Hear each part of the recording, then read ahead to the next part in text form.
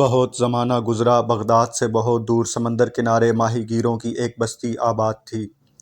اس بستی میں ایک لڑکا ندیم اپنے چچا عاصم کے ساتھ رہا کرتا تھا۔ عاصم ایک برا آدمی تھا، دن کے وقت مچھلیاں پکڑتا اور رات کو ڈاکے ڈالتا۔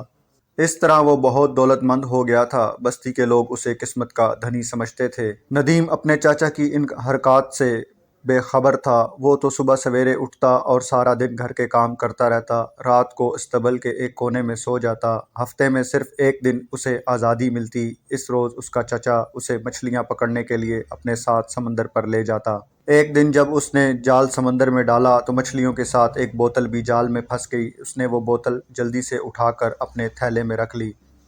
رات کو سوتے وقت اس نے بوتل کو غور سے دیکھا تو اس کے منہ پر ایک ڈھکن لگا تھا اور اس پر عجیب سے الفاظ لکھے تھے۔ ندیم نے جلدی سے بوتل کا ڈھکن کھولا تو اس میں سے ایک ننھا جن نکلا۔ ندیم نے پوچھا، کیا تم جن ہو؟ جی ہاں، ننھے جن نے جواب دیا۔ ندیم نے پوچھا، کیا تم میری خواہش پوری کرو گے؟ ننھا جن بولا، آپ حکم تو کریں۔ ندیم نے تھوڑی دیر سوچا اور بولا، میرا جی چاہتا ہے میں شہزادوں کی طرح اچھے اچھے کپڑے پہنوں۔ ننھے جن نے اشارہ کیا۔ دوسرے ہی لمحے ندیم کے جسم پر شہزادوں جیسا لباس تھا، لیکن اس کی ٹانگیں ننگی تھیں۔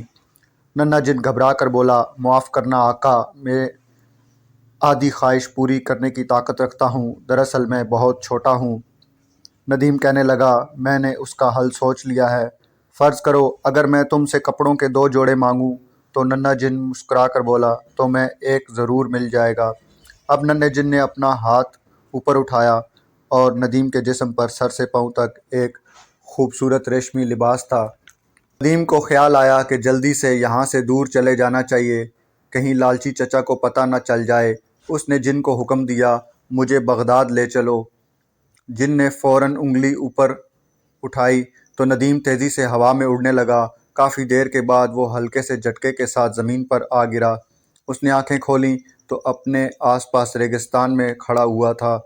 جن نے گھبرا کر کہا، ارے ہم تو بھول گئے کہ ابھی تو بغداد کا آدھا راستہ باقی ہے۔ ندیم نے کہا، کوئی بات نہیں، تم مجھے 2 اونٹ لا دو، باقی سفر اونٹ پر طے کرتے ہیں۔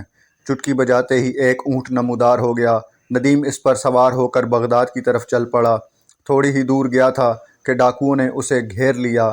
ڈاکوؤں کا سردار خوشی سے چلایا، آج ہمیں 2 عمدہ شکار ہاتھ لگے ہیں، ایک وزیر اعلیٰ کی بیٹی اور دوسرا یہ شہزادہ۔ ندیم بولا، بھائی میں شہزادہ نہیں بلکہ ایک یتیم لڑکا ہوں۔ سردار نے کہا، پھر تو ہم تمہیں زندہ نہیں چھوڑیں گے، کیونکہ تم جان چکے ہو کہ ہم وزیر اعلیٰ کی بیٹی کو اٹھا کر لائے ہیں۔ یہ کہہ کر ڈاکو اسے مارنے کے لیے آگے بڑھے۔ ندیم نے فوراً بوتل نکالی اور جن کو حکم دیا کہ ان ڈاکوؤں کو بھیڑوں میں تبدیل کر دے۔ دوسرے ہی لمحے وہاں ڈاکوؤں کی جگہ بھیڑیں کھڑی تھیں۔ ندیم نے سکھ کا سانس لیا۔ یکا یک اس کی نظر ایک تھیلے پر پڑی۔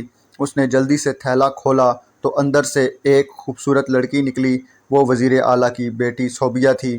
اس نے ندیم کا شکریہ ادا کیا اور بولی، کیا ہم جلدی سے بغداد پہنچ سکتے ہیں؟ ندیم نے جن کو حکم دیا کہ 2 قالین لاؤ۔ جن نے فوراً ایک قالین حاضر کر دیا۔ ندیم اور صوبیہ قالین پر بیٹھے تو وہ ہوا میں اڑنے لگا۔ وزیر اعلیٰ اپنی پیاری بیٹی کی واپسی سے اس قدر خوش ہوا کہ اس نے صوبیہ کی منگنی ندیم کے ساتھ کر دی۔ ندیم کا نام پورے ملک میں مشہور ہو گیا۔ اس کے چچا عاصم نے جب یہ خبر سنی کہ ندیم کی منگنی وزیر اعلیٰ کی بیٹی سے ہو گئی ہے اور وہ وزیر اعلیٰ نے اسے رہنے کے لیے ایک عالی شان محل دیا ہے، تو وہ فوراً بغداد چلا آیا۔ اس نے پھٹے پرانے کپڑے پہنے اور ایک فقیر کے بھیس میں ندیم کے سامنے آیا اور گڑ گڑا کر بھیک مانگنے لگا۔ ندیم نے غور سے دیکھا تو اپنے چاچا کو فوراً پہچان لیا۔ وہ اسے محل کے اندر لے گیا اور اس کو پہننے کے لیے نئے کپڑے دیے اور پھر اس کی خوب خاطر تواضع کی۔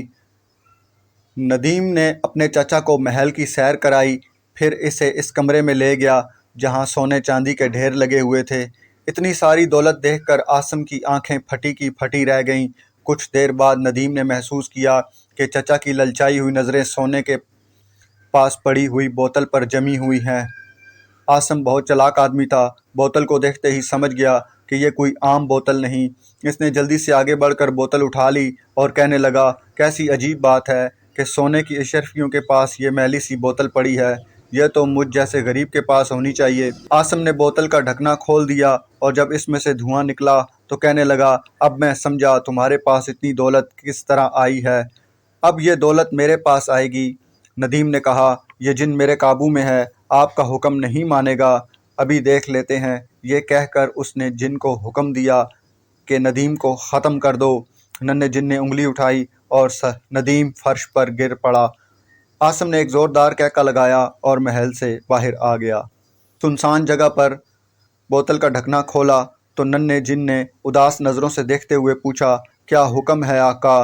ننھا جن جب سے عاصم کے پاس آیا تھا بہت اداس تھا۔ عاصم نے کہا، میرا حکم غور سے سنو۔ میں چاہتا ہوں کہ خلیفہ بغداد تباہ ہو جائے اور اس کی جگہ میں خلیفہ بن جاؤں۔